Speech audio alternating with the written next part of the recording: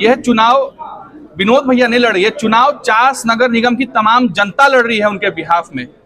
चास नगर निगम चुनाव का बिगुल फूंक चुका है, लेकिन इस बार की लड़ाई साधारण नहीं बल्कि आर पार की होने वाली है।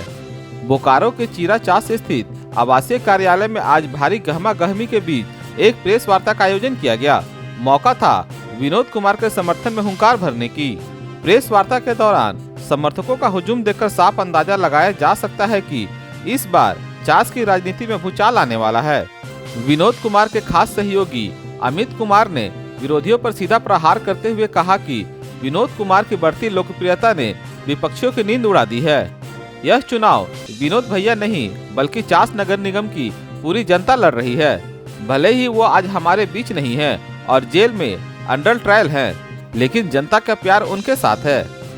अमित कुमार ने आगे एक बड़ा भावनात्मक दांव खेलते हुए कहा कि पिछले 5 सालों में विनोद भैया के घर के दरवाजे जनता के लिए हमेशा खुले रहे, जबकि दूसरे नेताओं से मिलने के लिए आम जनता को घंटों दरवाजे के बाहर इंतजार करना पड़ता था।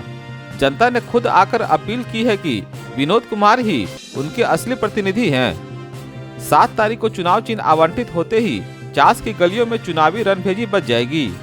समर्थकों का दावा है कि विनोद कुमार जेल की सलाखों के पीछे से ही विरोधियों के पसीने छुड़ा देंगे। अब देखना यह होगा कि चास की जनता इंतजार करने वाले दरवाजे को चुनती है या हमेशा खुले रहने वाले दिल को। क्या वो लोग और वो वर्ग तो फैसला नहीं कर सकता ना कि कौन अपराधी है और कौन अपराधी नहीं है, फैसला न्यायालय करेगा।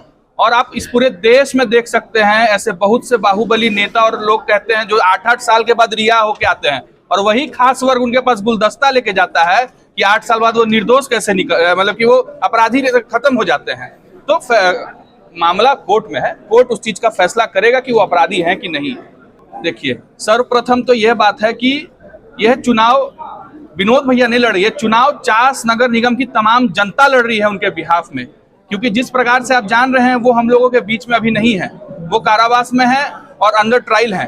पर जनता ने जाकर हम लोगों से अपील किया, उनसे अपील की कि भैया आपको चुनाव लड़ना है, अगर आप नहीं लड़िएगा तो जिस तरह 5 साल में आपका घर का दरवाजा हमेशा खुला रहता था, लेकिन दूसरों के पास मिलने जाते थे तो घंटों घंटों दरवाजों के बाहर इंतजार करना पड़ता था और ना ही कोई मदद मिलती थी।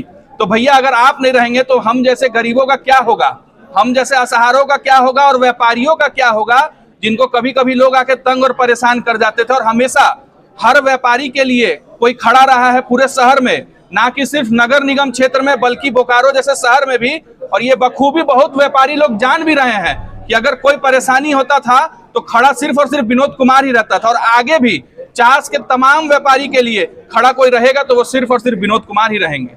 उन लोगों की मानसिकता है, उनका काम है, वो दिन भर बैठे हैं सिर्फ इसी काम करने के लिए। हम तो लोगों के बीच में जा रहे हैं, हम तो लोगों से मिल रहे हैं, अपनी बात को रख रहे हैं। तो ये प्रोसेस पूरा न्यायालय का है, ना कि उनका है। तो ये न्यायालय ही कोई फैसला करने दिया जाए। अगर वो खुद न्यायालय है तो वही खुद फैसला कर ले, क्या उनका फैसला थोड़ी कोई मान लेगा? फैसला तो अब जनता करेगी ना, और वोट से फैसला करके दिखाएगी कि किस प्रकार पूरी जनता की समर्थन विनोद कुमार जी के साथ। विपक्ष तो अभी नहीं, कोरोना काल से ही डरा हुआ था। जैसे ही नाम सुना कि विनोद कुमार जी चुनाव लड़ने वाले हैं, बढ़िया बढ़िया लोगों का बहुत जगह से पसीना निकलने लगा था कि अब क्या होगा हम लोग का, क्योंकि जो पकड़ लोगों के बीच में इनकी है। और जिस तरह से ये हमेशा गरीब की बेटी की शादी हो या किसी के घर में कोई मर गया हो या कोरोना में कोई भूखा ना सोए, तो हमेशा अगर कोई चिंता किया और बराबर कोई चिंतन किया है तो वो सिर्फ और सिर्फ विनोद कुमार जी हैं। कोरोना काल में किए गए कार्यों का लाभ मिलने जा रहा है आप लोगों को? देखिए, कोई भी कार्य हम लोग लाभ सोच के नहीं करते थे, हम लोग काम करते थे क्योंकि हम लोगों को जनहित कार्य करना था और लोगों के बीच में रहना था। ऐसा नहीं कि कोरोना से ही काम कर रहे थे। आज से विगत 20 साल से उनके पास जो आया है कभी वो खाली हाथ नहीं गया है और आगे भी कभी कोई नहीं जाएगा। विरोधियों को क्या कहेंगे? विरोधियों को यही कहेंगे, कोई नहीं है टक्कर में, क्यों पड़े हो चक्कर में, समझे? और बिल्कुल बहुत अच्छे से और बहुत ही बखूबी तरीके से नगर निगम में हम लोग जीत रहे हैं। 23 तारीख को हम लोग को वोट बहुमत तो मतलब लोगों का अपार समर्थन मिलने वाला है और 27 तारीख को विजय रैली और जुलूस निकालेंगे हम लोग। क्या है कि जनता के बीच में ये मैसेज चला जाए कि हमारा नॉमिनेशन फाइनल हो चुका है विनोद कुमार जी का। स्क्रूटनी में हम लोगों का आदेश आ गया कि ठीक है, आप लोग को सेलेक्ट किया जाता है और आप इलेक्शन लड़ने के लिए सारी प्रक्रिया हमने पूरी कर ली है। बस सिंबल आना बाकी है, वो भी सिंबल आज या कल शाम तक हम लोगों को मिल जाएगा। तैयारी तो एकदम अच्छी ही है। और भैया ने जो 5 वर्षों से काम किया है चास की जनता के लिए, वो सबने देखा है।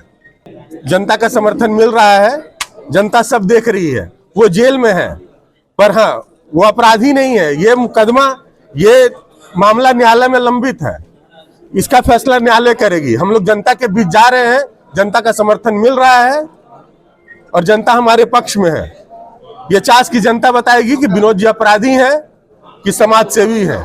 जनता से यही अपील करेंगे कि विनोद जी को भारी से भारी मतों से विजयी बनावे और चास की जनता के सेवा का मौका दें। देखिए, हम तो अपने आप को सबसे आगे ही देख रहे हैं। जैसा जन समर्थन मिल रहा है हम लोगों को, हर जगह से जन समर्थन मिल रहा है। आ रहे हैं लोग, बोल रहे हैं कि नहीं भैया, हम लोग आपके साथ है, आपके साथ है, हर समय हर वक्त आपके साथ है।